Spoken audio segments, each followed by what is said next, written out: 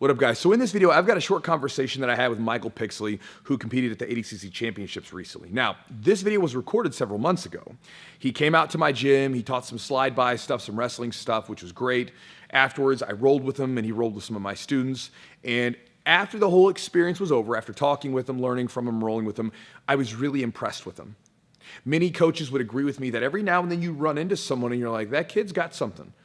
He's got something to him. Can't quite put my finger on what it is, but there's something there. I felt the same experience with many of my students like Brandon Reed, who, again, one of my guys that was also at the ADCC Championships, and he's someone that I'd love to support because he's got something that I don't know quite what it is, but he's got something special to him that I think he'll be able to do some big stuff in Jiu-Jitsu. Now, with that said, I've been sitting on this interview because I had a hunch. I don't know why, but I had a hunch that he was going to turn some heads at the ADCC.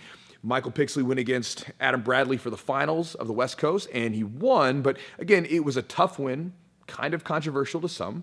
And so again, he managed to squeak his way into the ADCC Championships for his first run there. And so I thought, man, I bet people are going to overlook him a little bit, think he's just a wrestler, whatever. But I had a hunch. I was like, I think he's going to turn some heads at the ADCC Championship. So I wanted to wait to post the video until afterwards, because then there would be sort of a reason where people would actually listen, because they, oh my God, like this guy was at the ADCC Championships, he did this. When he talks about the tips in the video, like his transitions to Jiu-Jitsu from wrestling, how he developed his Darce chokes and his transitions with submissions, I felt like people would listen to him more after seeing him do well at the ADCC Championships. Now, I had no idea that he was going to turn some heads on Nicholas Marigali. Well, whoa, takedown here by Pixley with a submission on. Is it a top? It's a top! It's a... Now, for me at the ADCC weekend, that was probably the craziest moment, the moment where I felt like everybody stood up, everybody was like, oh my God, was watching Marigali get put into a Darce choke after a throw. Now, at the time, we didn't know that he got his shoulder injured or anything like that. We just saw the choke. Now, before I get into the chat, just a couple ideas to chew on. One is that understand that about takedowns, right? Because I've seen some people sort of make a knock against Pixley, like, oh, you didn't really beat him. He injured himself because he posted it was a shoulder injury. Remember why the injury happened. It happened from a throw, right? Freak accident, but understand that's kind of something that happens with takedowns. Look at judo. When you look at judo, why do they stop the fight after someone is thrown flat on their back? And they award, the ending upon. Because in their mindset, if we were thrown outside on the concrete or whatever it might be, you would be knocked out. There would be no more fighting. We're not on mats all the time. So that's kind of their idea behind it, right? It's combat. It's combat that's made into a sport. So we do on mats, but at the same time, if we were thrown out on the concrete, you would not be able to continue. And understand this about throws. Takedowns have an injury risk to them. I remember as like a young guy when I got into wrestling and I had to stand up against bullies. Instead of trying to fight with punches and kicks and whatever else, I would just double leg them, dump them on their neck, and that was it. There was no more fight, hurt. And so understand that there's that element with takedowns. You can get injured, and so again, you got to be careful, especially when you're getting thrown by someone with some really powerful takedown. And even before that, Pixley had great control all the way through the match. He was disengaging a little bit at times from the guard, but it's part of the rules, part of the ADCC rules, and if we don't like that, then we need to have them update the rules or change it or be more aggressive on stalling calls. But otherwise, he was in good control of the match. Now, one of the things that Pixley does that I think probably the best is his transitions from takedowns into submissions on the ground. If you watch his ADCC Trials matches, many of them work this way. His match with Marigali, as soon as Marigali was hitting the ground, he was already transitioning into the Darce. That's one of the coolest things he does. And it's something to really study because a lot of times when people move to different sections of Jiu-Jitsu, like they go from the takedown to the ground, they kind of hold and they pause for a second, and there's this transition time that then allows them to start to pass. And then once they pass, then they're transitioning into, side control mount, whatever. He moves seamlessly from his takedowns into his submissions on top, and I think it's a beautiful thing to watch. It's a beautiful thing to study.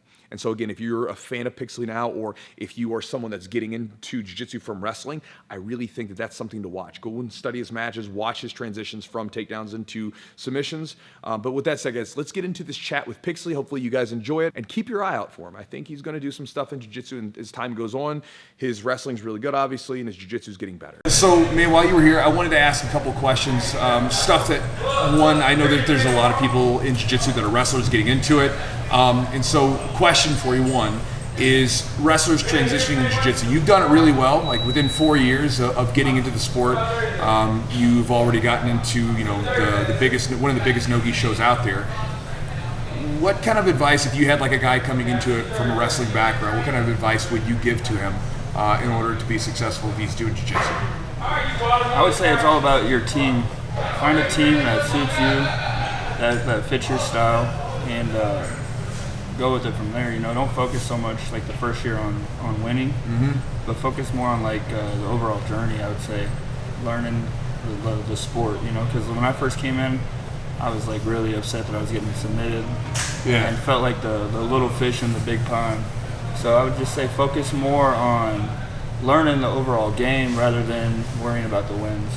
And how is that? Like, that's pretty, it has to be kind of tough in a way, right? Because like you came from a D2, you were a national champ. I mean, like you were like the stud, and then you come into a sport like jiu-jitsu where, you know, you might be getting submitted by a guy who, like, you're looking at him and sometimes you're like, again, jiu-jitsu has that thing where you have these like nerdy looking dudes that'll I got submitted by the most nerdy dudes when I first started. They'll whoop your ass, right? You're like, damn it, like, how did you deal with that? Like, how did you set that aside? Because again, that's really tough for a lot of people. I'm sure you see it all the time with people coming into the gym where maybe they were really cool at some sport. They come into jiu-jitsu and it's really hard to like leave that person that they used to be outside of the door and, like you said, just be like, I'm here to do this. Like, how were you able to transition, even though you were so good at wrestling and had that title and everything else, getting into something and not being that guy anymore? It was frustrating at first, but I just kept telling myself, these guys aren't better than you. You just got to stick with it, keep showing up, being consistent, and leave your ego at the door, really, and just take your ass whoopings and go on about your day. Yeah. You know, because it didn't last that long. Probably a couple months. Yep. You know, before it really all started to like start clicking, to where I was like, oh, that's what they were talking about. Oh, that makes sense now. But I don't know. It's just like anything. You don't always start out the best. You gotta take your L's. For sure, just like you did in wrestling, right? You had to take your ass whoopings. It's just sometimes it's hard to go back to that beginner stage again. Yeah, you just gotta be open-minded. With your guard, do you obviously you know when it comes to like competition game? I mean, you've got a great competition game. You've got great wrestling takedowns and submissions from top. Do you play a lot of guard, or is guard something that you're resistant to? I play so much guard at practice. You know, especially since winning the trials, he's kind of told me, you know, you could end up on your back. You got to know what to do. So I've been really focusing a lot on closed guard, getting to closed guard and then getting back to my feet. And just like that, you know, I went and trained with Paul Acosta. He taught me like a shoulder crunch and an arm bar. I've been using that a lot lately. Yeah. But my competition style is definitely not to pull guard.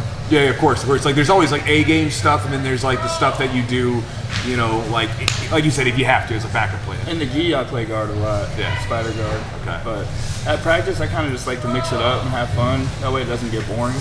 So another question I had for you was your Darce game. So obviously, like, you know, it's like one of those things where as a coach you can look at people and see, like, you got really long arms and you're super strong.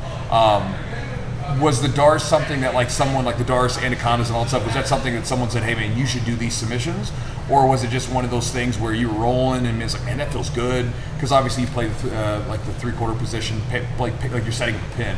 So it's already kind of there, front headlocks. I've been doing that three-quarter since I was 8 years old. Okay. And that's actually the first time I ever been pinned in a wrestling match when I was 8, was with a three-quarter. Okay. And then after that, I just studied that move, and then that was my move. I ended up pinning that guy that pinned me with the three-quarter. That's cool. So when I switched over into Jiu-Jitsu, Jacob Couch was like, that's your setup for the Darce. So he showed me how to switch from the three-quarter to the Darce, and then the more that I started messing around with it, I figured out, oh, you can go to Anaconda. Oh, if they fight the hinge, you can go arm and guillotine. So really, it was just that three-quarter position has been my position my whole life. So the transition from wrestling to jiu-jitsu was like, I was meant to do jiu-jitsu. Right, it's already there. Well, it's the neat thing too, when you look at wrestling and jiu-jitsu and things like that, you'll see moves used in different grappling sports. They just use them differently. Like, I think, was it Dave Schultz? He used to use a Kimura, but he would get called on it. But like, he used to use a Kimura to like he'd put his leg out for singles, and he would just rip it. Yeah, you start ripping it, right? And the guys were doing it. Now, obviously, different rules, right? But they call it like a hammer lock or something. Yep. You see people do it with like Russian 2-on-1s. They take it outside the body and it like kind of dislocates the shoulder. So you see the same stuff over and over again, transitioning from one grappling sport to the other depending on the rules. One last question to ask you is, in your matches, you're a super fast starter, right? So like, there's different people that have different tempos that they bring. Some people are slow starters, they sort of get going towards the end of the match, and there's other people that come out and, I mean, from the get-go, they're already going after submissions or takedowns or whatever it is.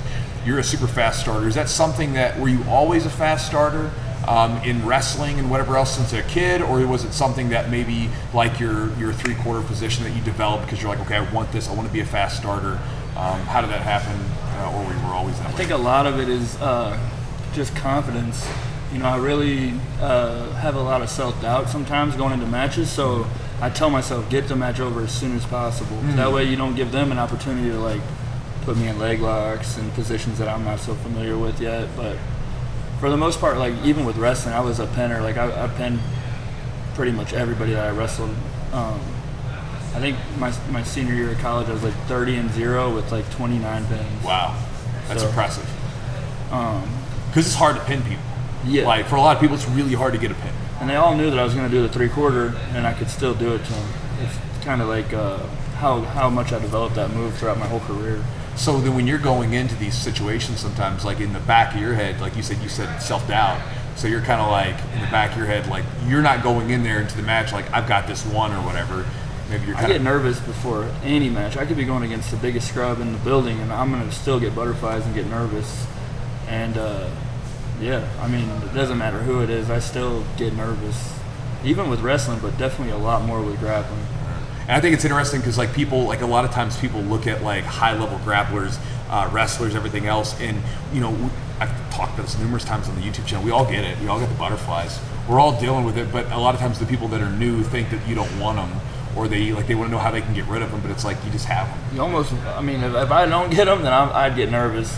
Have you ever? I've had one tournament where I didn't have them, and I came in because I did MMA, and then I came over and did a Jiu-Jitsu tournament. I was like, well, they can't punch me. I came out so flat, and I lost to a guy that I'd beaten before. Yeah, I like to have a little bit of nerves. Yeah. Have you ever had a situation where you didn't have any nerves? I almost put so much pressure on myself that I always get them. Okay. So and that pressure then kind of gets you going forward. I think I use it to my advantage, Yeah. When I get really nervous, I'm like, all right. But then right when we shake hands, almost every time those nerves kind of just lift and go away. It's only been a couple times where I could say it takes a couple minutes for the nerves to really go away. But for the most part, once we shake hands, the nerves go away. That's cool, man. Bro, appreciate you for being here. If anybody wants to find out anything about you, follow you, whatever, where's the best place to do that? Probably Instagram, and my Instagram name is Pixley7. I'll put his links down below, and then I know you've got a series on instructional on BJJ Fanatics. Again, I think it was called Closing the Gap. Yep. Is that doing a lot of the slide-by stuff that you're doing, or? It's all feet to back, feet to front headlocks, and it's a lot of good takedowns, low risk, high reward takedowns. Not putting yourself in a lot of danger. Dope, I dig it. So, guys, I'll put the links down for that stuff down in the links below if you guys want to check it out. But again, you can check him out. He'll be competing at the ADCC's 2024 at the championships. You can also go back if you guys have flow, go watch some of his matches at the trials and everything else, and some great stuff. Like I said, a lot of great takedowns, front headlocks, slide bys, right into chokes, everything else. So, thank you guys for watching. Talk to you next time.